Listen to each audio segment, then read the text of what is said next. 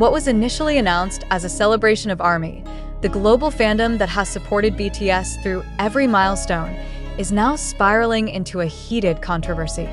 The upcoming documentary film titled Forever We Are Young, slated for a global theatrical release on July 30th, 2025, is facing massive backlash, fan-led petitions, and even organized boycotts. But how did a film made for the fans, about the fans, become so bitterly rejected by the fans themselves? When news first broke in May 2025 about Forever We Are Young, it was marketed as a heartfelt, emotional journey through the lens of ARMY.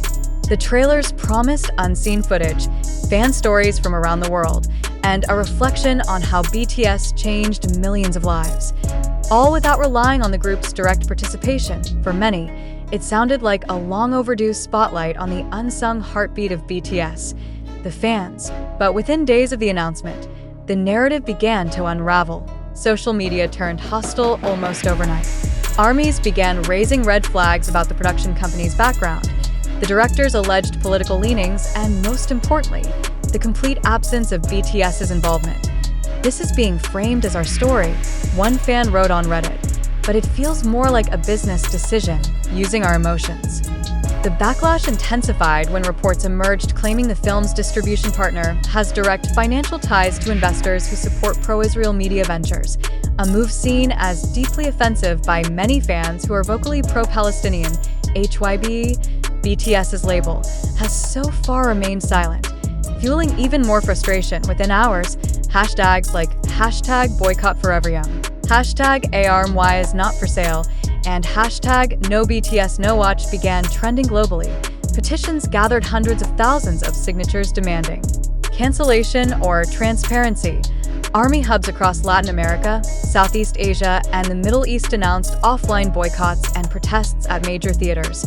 Many fans expressed anger over the commercialization of their loyalty, suggesting the film seeks to profit from the fandom's identity while disrespecting its values. If BTS isn't in it, didn't approve it, and wouldn't stand by it, why should we? Tweeted one longtime ARMY from Brazil. One of the most unsettling aspects of the controversy is BTS's complete absence, not just from the film, but from any commentary about it. There are no statements from the members, no social media posts, no subtle mentions. Nothing that's rare for a BTS project, especially one connected to their fanbase, to move forward without even a hint of endorsement. That silence is deafening, and it's making fans even more suspicious. Is this silence strategic disassociation, or are the members themselves caught off guard by this film's direction?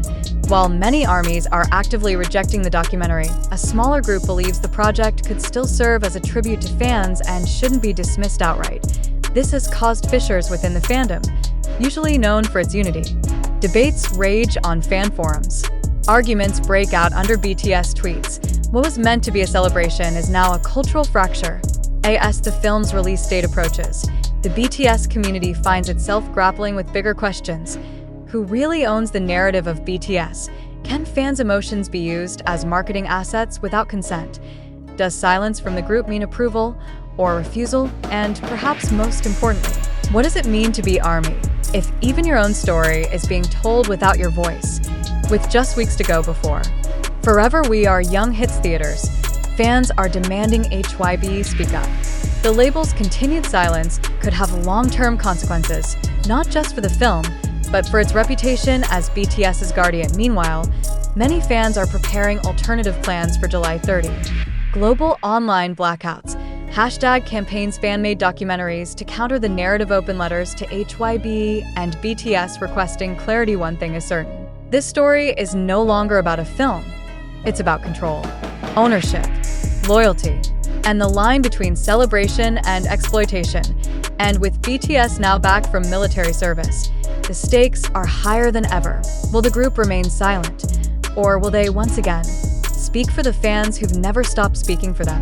As the Forever We Are Young film nears release, the tone of the fandom has shifted from outrage to heartbreak. Across platforms like Weverse, Twitter, and TikTok, countless fans have begun posting personal open letters, not to HYB, not to the filmmakers, but to BTS themselves. One of the most viral comments came from an Indonesian ARMY account. To BTS, we waited through everything. The silence, the service, the pain. But this film uses our names, our faces, our love, without your voice in it. If this isn't from you, please don't let them pretend it is. The message has now been shared over 1 million times, with thousands adding their own variations. The sentiment is clear. ARMY doesn't want fame. They want consent. They want truth. They want BTS. An anonymous source reportedly close to the production team told Korean media outlet Dispatch that at least 2 BTS members were aware of the project in its early concept stage, but that the final direction shifted heavily during editing, focusing less on fan stories and more on monetizable emotion. If true, it may explain the members' silence.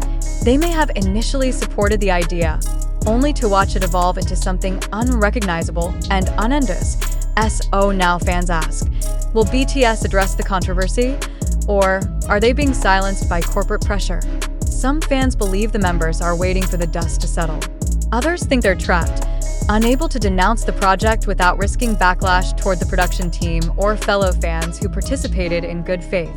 The emotional toll is undeniable. Many longtime fans are expressing disillusionment, saying this marks the first time they've felt used by the brand they've supported for over a decade. In Korea, one ARMY cafe even removed BTS merchandise from display in protest, stating, "If our stories can be sold without respect, then we're no longer part of that narrative." But others urge patience. To fan in the US posted, "We don't know everything yet. Let's wait for July. Don't burn bridges that haven't even been crossed." The divide grows deeper each day. As the premiere date inches closer, the world is watching, not for the film, but for what BTS will or won't do next. With the group finally out of military service, Jin, J-Hope, RM, Jimin, Jungkook, Suga, and V, this will be the first crisis moment since their return.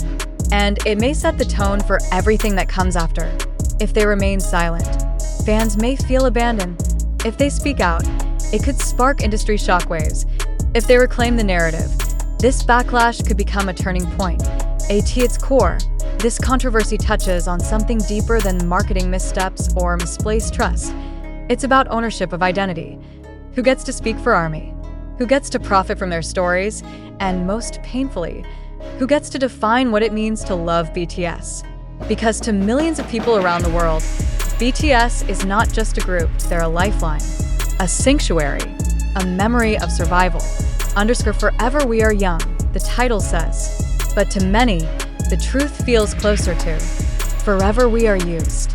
As July 30th approaches, fan-made projects, live stream protests, and community forums are planning counter-campaigns to refocus the spotlight back where it belongs, on BTS's music, values, and message. Some even predict that BTS themselves may drop a surprise release on the same date to reclaim the day and silence the noise.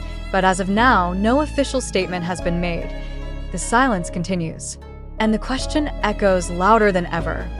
Are you with us, or watching us from afar? It's now been weeks since Forever We Are Young became the most divisive project in BTS fandom history. As theaters gear up for its July 30th premiere, the global ARMY isn't celebrating.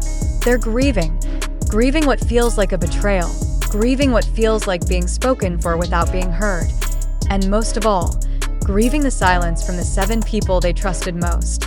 The group that once said, "You never walk alone," is watching us walk through this storm alone, wrote one fan on TikTok, voice trembling. This isn't just a few angry tweets. Entire fandom communities across countries are planning coordinated global responses. Philippines, a fan-led coalition, is organizing a virtual boycott rally titled Not Our Voice, with speakers from 12 different fan bases. South Korea, influential fan cafes have announced total blackout weeks during the premiere. Middle East and Europe, pro-Palestinian armies have created art exhibitions to protest the political ties behind the film's distribution. Latin America, fans are launching a Voice Reclaimed documentary made by armies for armies. No brands, no edits, no filters. Across continents, one unified message is forming. You can't sell our love for BTS without our permission.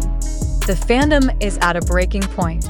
For the first time in 12 years, there's open talk about disbanding fan clubs, boycotting merch, and even walking away entirely, not out of hate, but out of hurt. And still, BTS remains silent. Is it because they're planning something?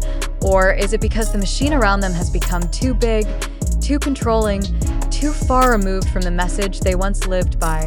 One heartbreaking theory circulating among longtime fans. Maybe they can't speak out because now they're as powerless as we are. Just when it seemed the storm would go unanswered, a new ripple shook the fandom. Screenshots leaked from an internal HYB staff dashboard showed a mysterious listing marked 7/30, secure asset code 199716, GJK archive drop.